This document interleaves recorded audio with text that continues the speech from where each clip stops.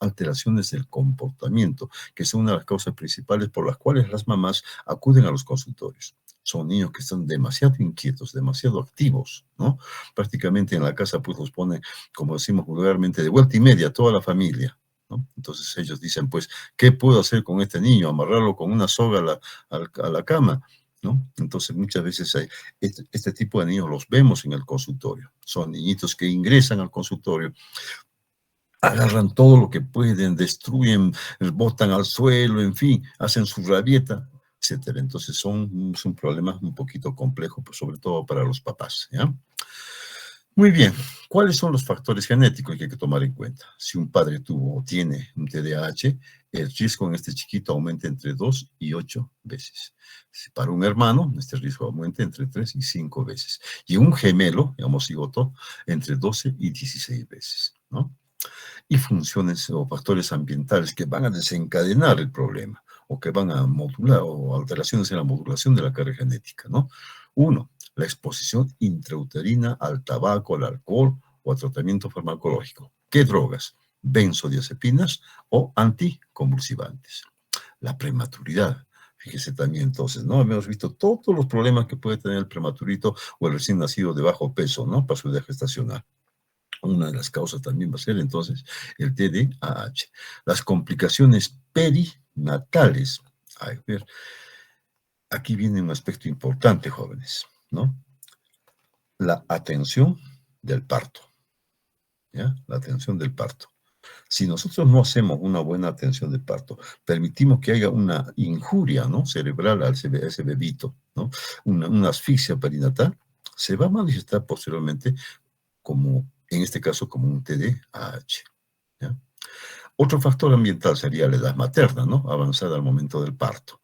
Conflictos familiares severos o crónicos, la familia numerosa, antecedentes psiquiátricos en los papás, infraestimulación por un largo periodo de tiempo y la clase social baja. ¿Cómo influiría la clase social baja? Sería el aspecto económico, ¿no es cierto? Que no va a recibir los adecuados nutrientes que permitan un adecuado desarrollo del cerebrito, ¿no? Ven ustedes, entonces, hay una serie de factores que nos van a conducir a lo que es el TDAH. Pero ¿está claramente especificado esto? ¿Está claramente demostrado? Todavía no. Persisten los estudios sobre cómo que, por ejemplo, la edad materna, ¿no? ¿Qué va a influir? ¿Será la irrigación del cerebrito? En fin. Entonces, seguimos todavía con interrogantes en este aspecto. En la etapa postnatal, ¿qué factores pueden influir para su presentación? Una dieta inadecuada, ¿no? Por ejemplo, los ácidos grasos, ¿no?, los omegas 3, el déficit de yodo, de vitaminas del complejo B, la exposición temprana al plomo, los bifenilos policlorados, el PCB, y la implicancia de los preservantes y colorantes artificiales de alimentos. Alerta, jóvenes, ¿no? Por favor, cuando ustedes estén con niños, indíqueles a los papás, a los cuidadores de los niños, que no envíen al colegio esos benditos, pues, dulces que de todo color, ¿no?, que tienen preservantes, colorantes. Se está haciendo, o hay estudios que indican, pues, la enorme importancia que tienen como factor de riesgo en este problema, ¿ya? Muy bien. ¿Cuáles son los neurotransmisores que están relacionados con el TDAH? La dopamina, la serotonina y la noradrenalina. ¿Cómo actúan estos neurotransmisores? Trayendo información de la zona frontal a las demás zonas del cerebro, viceversa, ¿no? Además, estos neurotransmisores normalmente favorecen las adecuadas respuestas cognitivas y el control de los impulsos en la persona, ¿sí? Pero específicamente cómo lo hacen, ¿no? Se va a producir ahí, hay un funcionamiento irregular de ciertos neurotransmisores, dijimos.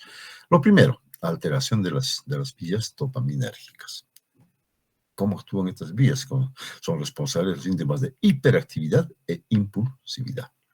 Y las vías noradrenérgicas son las que van a producir la inatención y los aspectos afectivos, ¿ya? La serotonina también es muy importante, ¿no es cierto? ¿Qué va a producir un déficit de serotonina? Insatisfacción, comportamiento obsesivo compulsivo, irritabilidad, agresión hacia sí mismo, otros, ¿no? La impulsividad cognitiva, o sea, muchas ideas de golpe en la cabeza. Un niño que está, pues, cerebrito en un funcionamiento dinámico terrible, ¿no? ¿Ya? Entonces, está hablando una cosa y ya está haciendo otra cosa al mismo tiempo. Luego hace otra. O sea, no está haciendo no está concentrado en lo que está haciendo. Muy bien. Y las lesiones alteraciones neuroanatómicas, ¿cuáles son? Tamaños cerebrales significativamente dicen menores, ¿ya? Que los niños controlan. ¿Cuáles son esas zonas más afectadas? Cerebelo, cuerpo calloso, el estriado, el núcleo caudado, el putamen, el globo pálido, y regiones frontales, o sea, el córtex prefrontal, dorso lateral. ¿Qué más se ha encontrado en estos chiquitos? La corteza. Hay grosor reducido, sobre todo en el prefrontal, dorso lateral, ¿ya? Hay alteraciones en la integridad de la materia blanca y además alteraciones o diferencias estructurales. Hay hipoactivación funcional frontal del cingulado. ¿Ve? Entonces, fíjese, todas las alteraciones, tanto ¿no?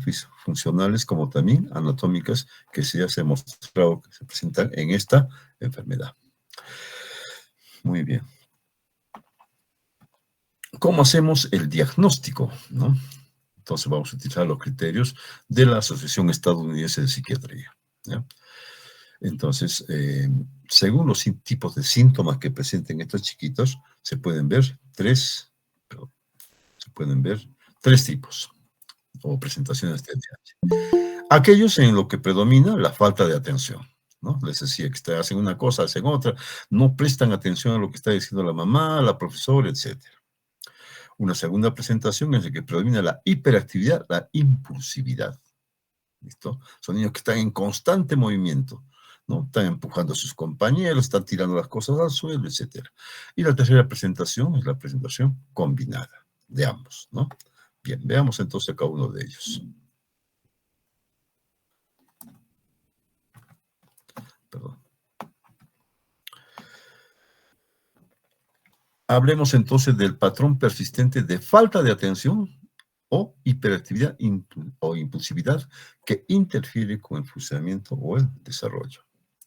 Entonces, cuando hablamos de falta de atención, vamos a hablar de 6 o más síntomas de los que vamos a ver luego, de falta de atención para niños de hasta 16 años de edad, o 5 o más síntomas para adolescentes de 17 años de edad o más y adultos. ¿No? Estamos ahorita frescos con nuestro querido amigo porque está ahorita en la cárcel, ¿no? Dice que tiene TDAH, ¿no es cierto? Ahí está, sí, se presenta TDAH también en los adultos, ¿no? ¿Cuáles son entonces esos síntomas de falta de atención que debemos tomar en cuenta para el diagnóstico? Dice, los síntomas de falta de atención han estado presentes durante al menos 6 meses y son inapropiados para el nivel de desarrollo de la persona. Muy bien. ¿Cuáles son? Acá está, ¿no? Dice, a menudo no logra prestar adecuada atención a los detalles o comete errores por descuido en las actividades escolares, en el trabajo o en otras actividades, ¿no? No presta una adecuada atención. A menudo tiene problemas para mantener la atención en tareas o actividades recreativas, ¿sí? Son niños que no, pues están haciendo una tarea y inmediatamente lo dejan y hacen otra cosa. Pareciera, a menudo dice, que no escucha cuando se le habla directamente, ¿ya? A menudo no cumple las instrucciones no logra completar las actividades escolares, las tareas del hogar o las responsabilidades del lugar de trabajo. O sea, pierde la concentración, ¿ya? Se desvía. Tiene problemas para organizar tareas y actividades, ¿sí? Evita, dice que, o le discuta, o se niega a hacer tareas que requieren realizar esfuerzo mental durante un periodo prolongado, ¿sí? No pueden estar mucho tiempo, ¿no? Atentos los chiquitos. Pierden cosas necesarias para las tareas y actividades, por ejemplo, los materiales escolares, los lápices, los libros, herramientas, etcétera, ¿no? Y a menudo se distrae con facilidad. Se olvida de las cosas durante las actividades diarias, ¿ya? Entonces, estos son los síntomas de falta de atención. Repito, tiene que haber 6 o más síntomas para niños hasta los 16 años o 5 más para los mayores de 17 años, incluso adultos. Esos son los síntomas de falta de atención. ¿Bien?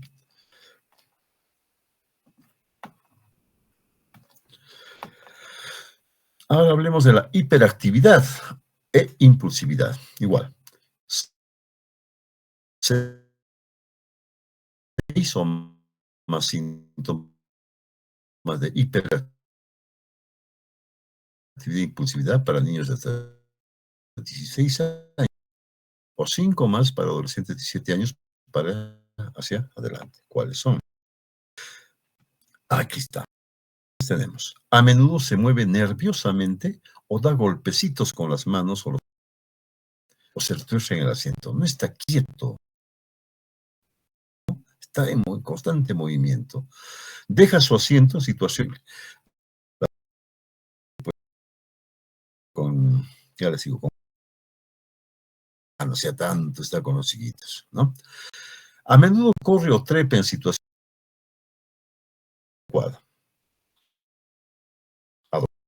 En los chiquitos sí, esto en pared, se sale a la calle, etcétera, ¿no? No toma en cuenta el que está corriendo, ¿ya? No puede jugar o participar en actividades recreativas de manera tranquila, sí, ¿no? Porque está un momento jugando, luego empieza a molestar al compañerito, lo empuja, en fin, lo golpea, etcétera, ¿ya? Se encuentra en movimiento, actúa como si lo impulsara un motor, es lo que le decía, pues, ¿no? Da pues, ¿qué digo? La idea de tenerlo, pues, sujetado, ¿no? De alguna manera, para que esté tranquilo. ¿Se imaginan si eso pasa en un consultorio? ¿Se imaginan ustedes lo que pasa en el hogar? ¿No? Las mamás ya salen, pues están angustiadas, salen, ¿no? En sus hogares. A menudo habla de manera excesiva, o a menudo suelta una respuesta antes de que se termine la pregunta. A menudo le cuesta esperar su turno, ¿no? Él quiere estar primero, él se introduce, nomás no le importa que estén haciendo o respetar los turnos, ¿no? O está haciendo una cola, no, él se mete adelante y punto, se acabó, ¿no? A menudo interrumpe a otros o se entromete, dice, porque se mete en conversaciones o juegos, ¿ya? Hay, por ejemplo, son chiquitos que salen a la calle, no les importa si viene un carro, viene, no, nada, ellos salen y punto, se acabó, ¿no? De ahí vienen los accidentes, ¿no? En estos niños, ¿ya? ¿Qué más? Hay otras condiciones que también deben cumplir para hacer el diagnóstico del TDAH. Varios de estos síntomas de falta de atención, hiperactividad e impulsividad se presentaron antes de los 12 años, ¿no? Hay que preguntarle a un niño que está, por decirle, un adolescente, a ver, ¿a qué edad empezó con su problema? Tiene que haber sido antes de los 12 años. Varios de estos síntomas se presentan en 2 o más contextos, como el hogar, la escuela o el trabajo, ¿no? Con amigos, familiares, en otras actividades. Hay que tomar en cuenta también que estos síntomas van a interferir con el funcionamiento social, el aprendizaje, ¿no es cierto?, en el colegio, o si está trabajando, ¿no? ¿Cómo es que influye en el rendimiento del trabajo? O reduce la calidad misma del trabajo o del rendimiento escolar, ¿ya? Estos síntomas no tienen esa explicación mejor si están asociados a otro trastorno mental. Trastorno del humor, ansiedad, trastorno disociativa, trastornos de la personalidad, que el año pasado lo hemos visto en medicina del adolescente. ¿Listo? Fíjense entonces todas las condiciones que presentan entonces estos chiquitos para ser catalogados como con trastornos de déficit de la atención e hiperactividad. ¿Con qué entidades vamos a hacer el diagnóstico diferencial? Hay otros trastornos, problemas de aprendizaje, del lenguaje, ¿sí? Trastornos del estado de ánimo, depresión o ansiedad, muy frecuente actualmente, muchachos, ustedes entenderán, sobre todo en nuestros adolescentes, ¿sí? Trastornos convulsivos, ¿no? De diferente etiología, puede ser del nacimiento, ¿no es cierto? Que no hayas atendido bien el parto, que ese niño haya tenido problemas de hipoxia, o puede ser que haya tenido problemas infecciosos, una meningitis, etc. Problemas de visión o audición, que también lo van a ver ahora. Trastornos del espectro autista, que en los próximos días lo vamos a ver con más detalle en un seminario que van a presentar a vuestros compañeros, ¿ya? Problemas médicos o medicamentos que afectan el pensamiento o la conducta, ¿sí? Trastornos del sueño, lesión cerebral, ¿no? Son todos este listado que ustedes están viendo, en los que hay que tener en cuenta cuando tengamos un diagnóstico de TDAH, ¿no? O puede coexistir también con TDAH, estos problemas. Perdón.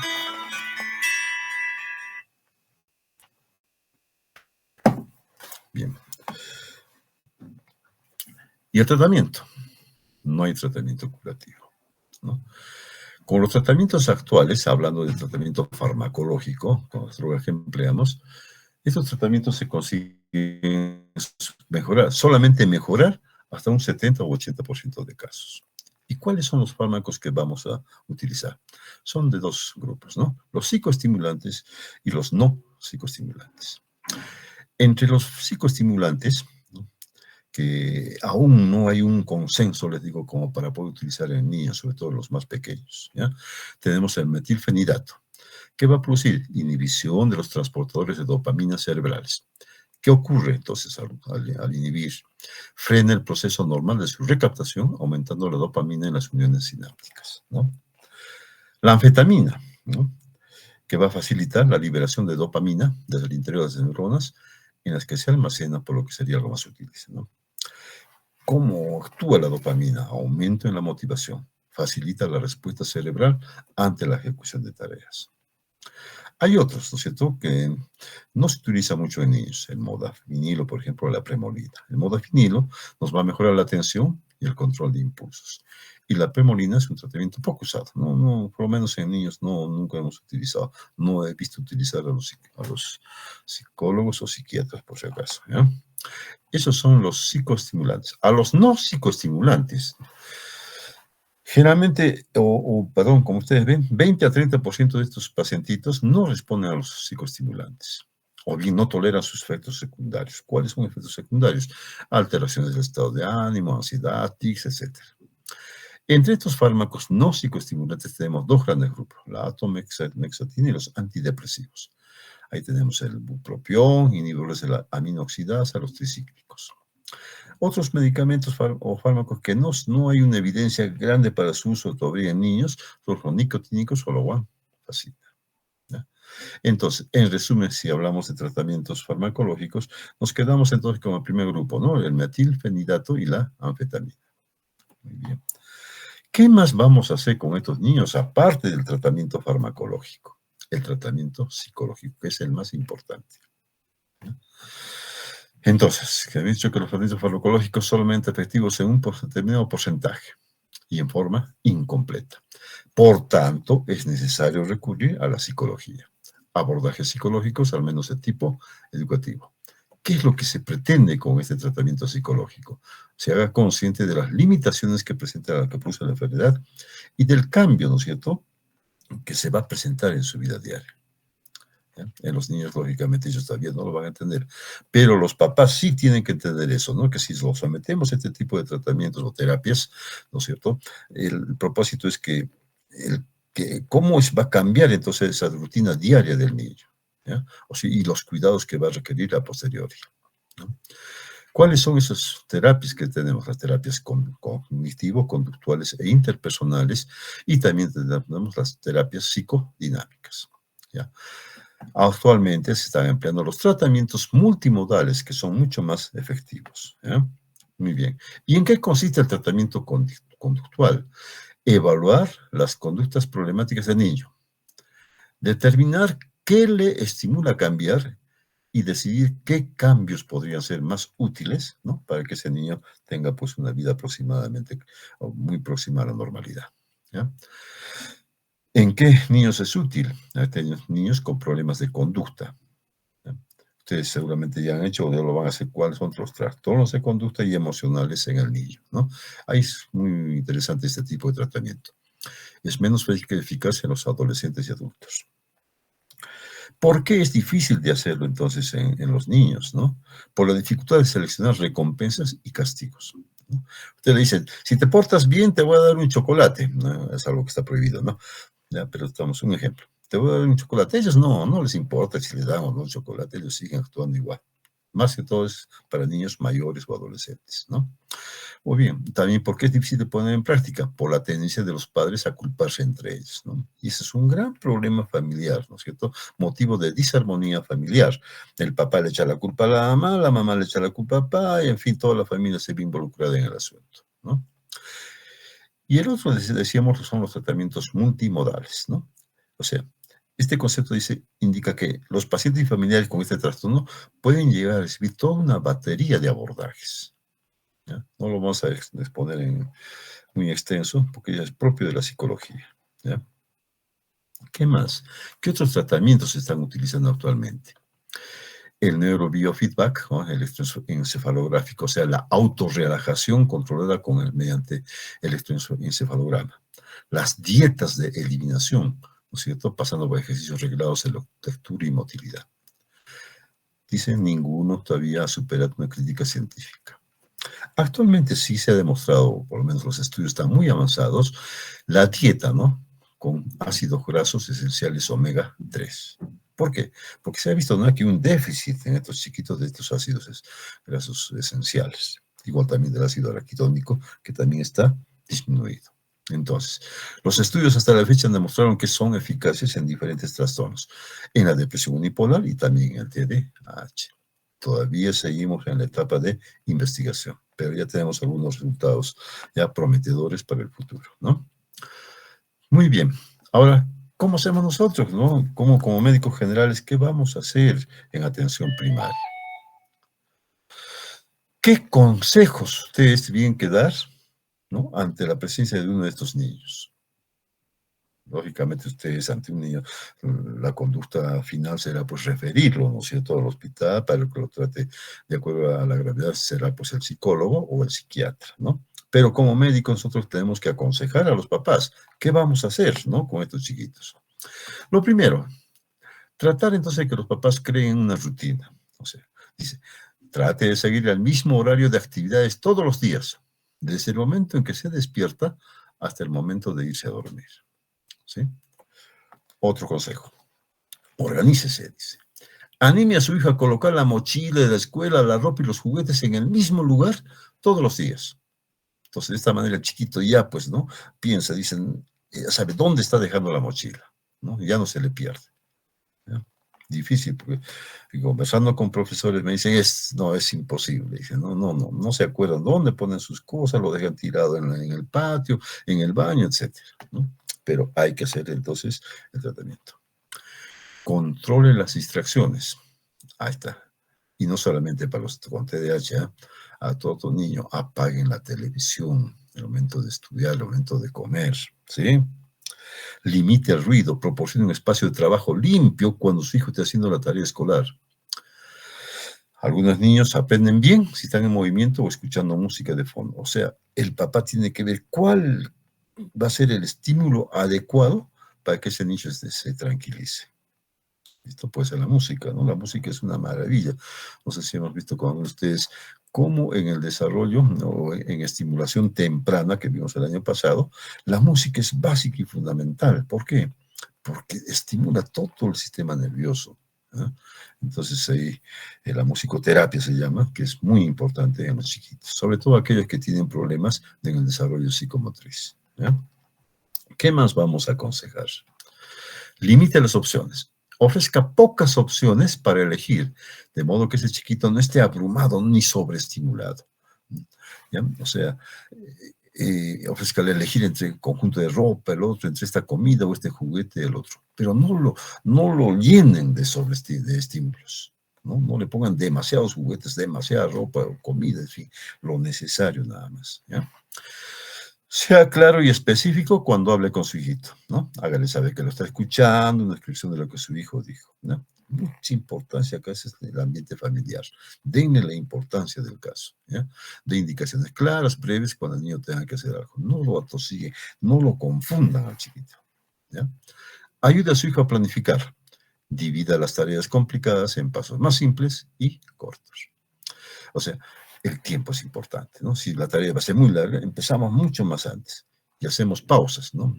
Para que se tranquilicen. Hay que limitar, como dice acá, el estrés. No lo atosiguemos al chiquitito, ¿no? Hagamos por partes, por etapas, ¿no? Cualquier tarea. Imponga disciplina de forma eficaz. O sea, no es necesario pues alzar la voz o castigarlo físicamente, ¿no? Use tiempo fuera o quítele privilegios como consecuencia de comportamientos inapropiados, ¿no es cierto? Lo que habíamos dicho hace rato de las recompensas, ¿no? Vas a hacer tu tareita y te voy a dar tal cosa. Muy bien.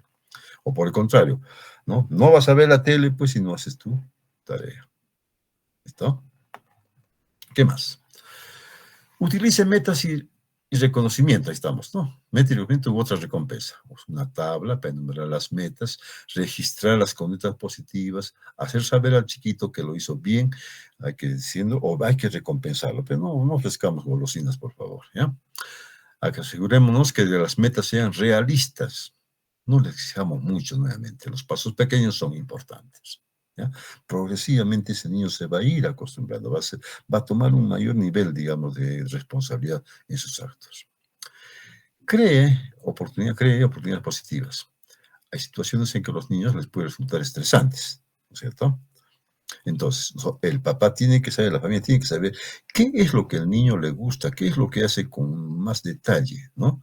Y hay que decir, sí, animarlo a hacerlo. Ah, muy bien.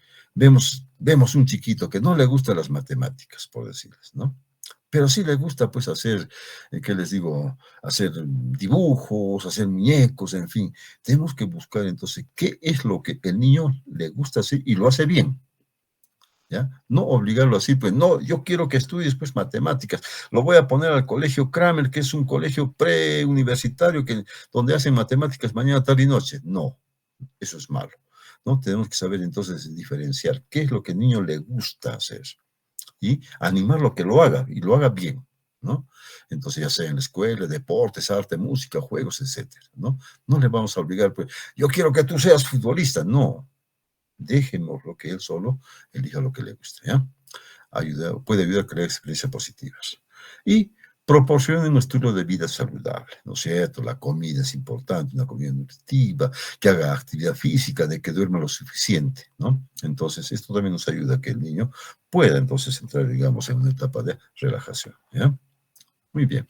Bueno, acá es un listado de todos los medicamentos que les estaba hablando. Entonces, todas las anfetaminas a corto plazo, largo plazo, el metilfenidato, etcétera, que los pongo a ustedes para que lo puedan ya tener una idea de qué es lo que estamos empleando. ¿Listo? Muy bien. Acá vemos entonces pues a un psicoterapeuta hablando con la niñita, ¿no? Cómo está haciendo su trabajo. Hay que entenderlos, hay que escucharlos, ¿listo? No pierdan la paciencia ante un niño de estas características, ¿no? No es necesario castigarlo ni físicamente ni de ninguna manera. Por el contrario, estimulémoslo a que pueda superarse. Bien, muy bien. Eso es todo, muchachos, lo que quería presentarles, ¿eh? ¿Alguna pregunta?